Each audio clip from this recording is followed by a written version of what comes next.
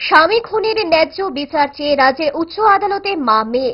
ন্যায্য বিচারের দিন আজ এমনই আর্জি রাখা হলো উচ্চ আদালতের দরজায়। বিলোনিয়ার চোত্তাখোলার বাম কর্মী বাদল শীলের নৃশংস খুন কাণ্ডের ঘটনা ঘটে গেল বছরের 12ই জুলাই। প্রকাশ্য বাজারে নৃশংসভাবে খুন কাণ্ড সংঘটিত করে অভিযুক্তরা।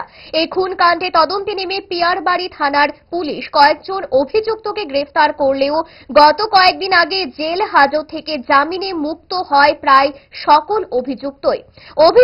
অভিযুক্তরা জামিনে মুক্ত হয়ে প্রকাশ্যে একেবারে খোল্লা হুমকি দিচ্ছে বাদল শীলের স্ত্রী কন্যাকে। হুমকি প্রদর্শনের জেরে নিরাপত্তাহীনতায় ভুগছেন বাদল শীলের স্ত্রী ও কন্যা।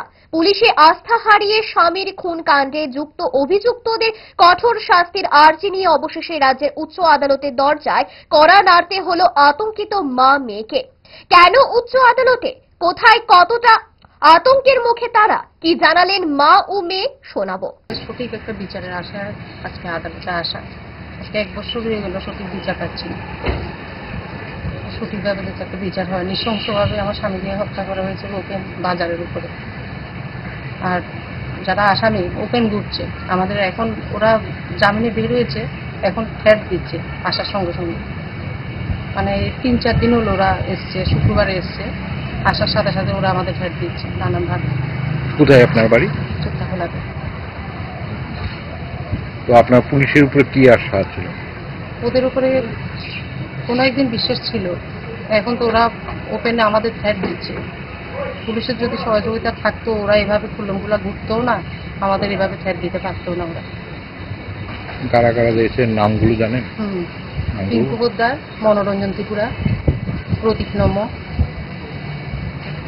বাবুল দাস, বিশুরঞ্জন দাস,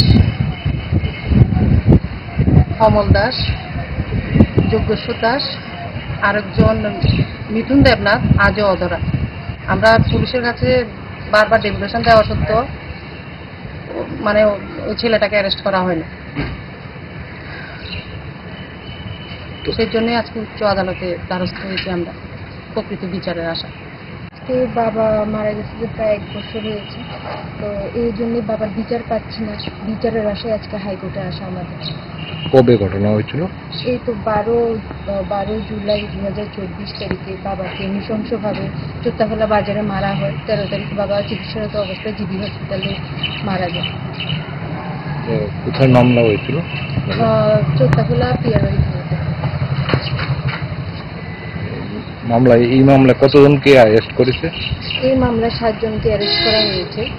একজন জামিন পেয়েছে কিছুদিন আগে, আর সবাই জামিন পেয়ে গেছে। একজন তো এখন